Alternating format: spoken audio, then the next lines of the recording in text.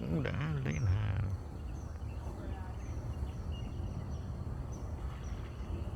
khá quá. Được của nó đấy. Con này chắc tầm 5 cân thôi.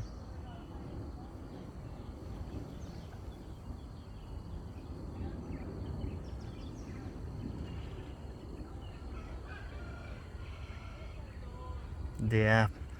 Chúc mừng cần thủ.